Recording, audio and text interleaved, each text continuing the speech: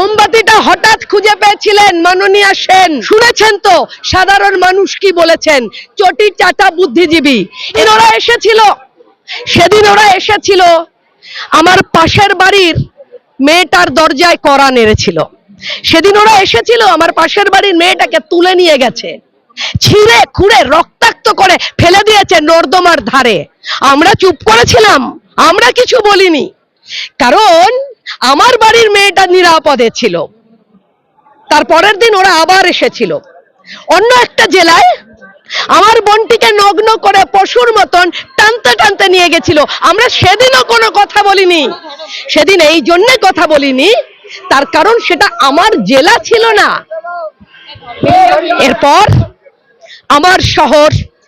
আমার শহরের super speciality হাসপাতাল, শুধু নীল সাদা রং, তার সেমিনারের রুমে হামলা এলো। তখনও গলায় স্টেথোস্কোপ। 24 ঘন্টা 48 ঘন্টা ডিউটিতে ক্লান্তি মেয়েটার, চোখ ঢুলে পড়ছে, বিশ্রাম নিতে গিয়েছিল সেমিনার রুমে। অতর্কিত হামলা, 100টা আঘাতের চিহ্ন, পেলভিসের হাড়, কলার বোন, চোখ দিয়ে রক্ত, কান দিয়ে রক্ত, যৌনাঙ্গ দিয়ে রক্ত। আমরা তখনও কিছু বলছিলাম না, আমরা চুপ করেছিলাম, কারণ আমাদের মেয়ে খাচ্ছিল, পড়ছিল কিংবা টিভি দেখছিল। এরপর আসবে সেই দিন যেদিন আমাদের বাড়ির দরজায় কড়া নাড়বে, আমার আপনার বাড়ির মেয়েটাকে তুলে নিয়ে যাবে ওরা, ছিঁড়ে খুঁড়ে সর্বনাশ করে দেবে আমাদেরই সামনে। দুর্ভাগ্য, সেদিন আমার আপনার হয়ে কেউ প্রতিবাদ করবে না, কারণ আমি আপনি কারুর হয়ে প্রতিবাদে নামিনি। তাই এই বাংলার প্রতিটি মাকে, কাকিমাকে, জেঠিমাকে, মাসিমাকে, পিসিমাকে, দিদিকে, বৌদিকে বলবো, ঘরের বোনটিকে, ঘরের মেয়েটিকে সুরক্ষিত করতে হলে রাস্তায় নামতে হবে। টিভির রিমোট ঘুরিয়ে ঘুরিয়ে শুধু দেখলে হবে না। 3 দফা আন্দোলন। প্রথম দফা মাননীয় মুখ্যমন্ত্রীর পদত্যাগ, দ্বিতীয় দফা স্বাস্থ্যমন্ত্রীর পদত্যাগ, তৃতীয় দফা পুলিশ মন্ত্রীর পদত্যাগ। কারণ এই রাজ্যে কোনো মহিলা সুরক্ষিত নয়। মাথা চাই। কাদের জন্য এই ঘটনা ঘটাবার সাহস পায়?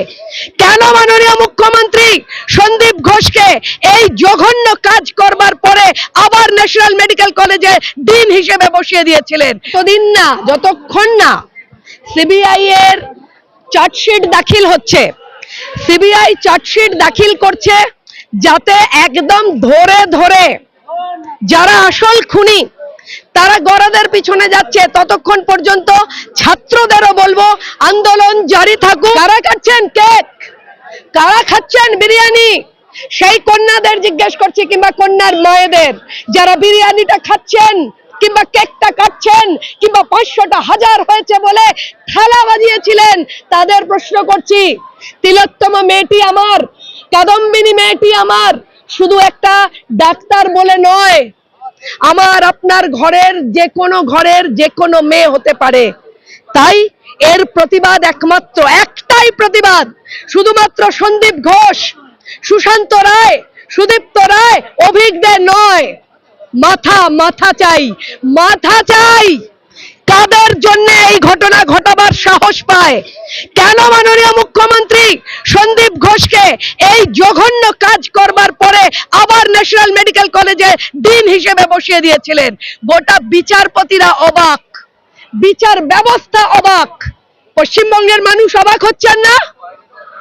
নাকি এখনো চটি চাটতে হবে? এখনো চটি চাটতে হবে সাধারণ মানুষকে? হাত পেতে 500 টাকা নিতে হবে? এখনো সবুজ সাইকেলটা নিতে হবে? আরে লজ্জা। মোমবাতিটা হঠাৎ খুঁজে পেয়েছিলেন মাননীয় সেন, হঠাৎ মোমবাতিটা খুঁজে পেয়ে মনে করেছিলেন সামনে এসে যাব, আবার মিডিয়া একটুখানি হাইলাইট করে দেবে। শুনেছেন তো সাধারণ মানুষ কি বলেছেন? চটি চাটা বুদ্ধিজীবী। এই ভাতাজীবীদের কথা ছেড়ে দিন, আমি সাধারণ মানুষকে, প্রত্যেক ঘরে কন্যা রয়েছে, তাই আমি মা, কাকিমা, মাসিমা, জেঠিমা, বৌদি, পিসিমা, যে কোনো বাড়িতে যারা মেয়ে রয়েছে, ভাইজি রয়েছে, ভাগ্নি রয়েছে, বোন রয়েছে, আমি তাদের বলবো রাস্তায় নামুন। নামতেই হবে, নামতেই হবে রাস্তায়, আর কোনো উপায় নেই। কারণ এই সন্দীপ ঘোষরা শুধুমাত্র এই ঘটনা ঘটায় তা নয়, এরা বারংবার, আপনারা জানবেন, এই সন্দীপ ঘোষরা র্যাকেট চালাচ্ছে, র্যাকেট। আরজি করে ভয়ঙ্কর একটা র্যাকেট চলছে, এবং সেই র্যাকেটটার উপরে ঢিল মেরেছিল বলে এই মেয়েটির উপর এরকম জঘন্য অত্যাচার। এটা শুধু একটা ধর্ষণ নয়, শুধু একটা মার্ডার নয়, এটা একটা প্রতিহিংসামূলক কাজ। মানে মেয়েটা অন্যায়ের প্রতিবাদ করেছিল। আপনাদের চ্যানেলে আমি জানাচ্ছি, আপনারা খোঁজ করবেন, যেদিন মেয়েটি মারা যায় তার দুদিন আগে মেয়েটির গাড়িটাও ভাঙা হয়। অর্থাৎ এভাবে থ্রেট ছিল। এখন অনেক ডাক্তাররা বলছেন যে আমাদের ছাত্রগুলোকে এই ছাত্রকে সন্দীপ ঘোষ বলতো, ফেল করিয়ে দিতে হবে। এখন তো অনেক ডাক্তার মুখ খুলছেন। সুতরাং এই পরিস্থিতিতে দাঁড়িয়ে আমরা তীব্র ধিক্কার জানাই এবং মানুষ সমবেত হন। সমবেত মানুষের কাছে আহ্বান করছি, এটা শুধু রাজনৈতিক আন্দোলন হতে পারে না। কোন রাজনৈতিক আন্দোলন এই অন্যায়ের সময় একা একটা রাজনৈতিক দল পাশে দাঁড়াতে পারবে না। সমস্ত মানুষ, পশ্চিমবঙ্গের লাখো মা রাস্তায় নামুন, 3 দফায় নামুন। প্রথম দফা মাননীয় মুখ্যমন্ত্রীর পদত্যাগ, দ্বিতীয় দফা স্বাস্থ্যমন্ত্রী মমতা ব্যানার্জির পদত্যাগ, তৃতীয় দফা পুলিশ মন্ত্রী মমতা ব্যানার্জির পদত্যাগ। আমরা এই আন্দোলনই আজকে জারিত হবে, ততদিন অবধি আন্দোলন চলবে যতদিন না সিবিআই তার চার্জশিট দাখিল করছে।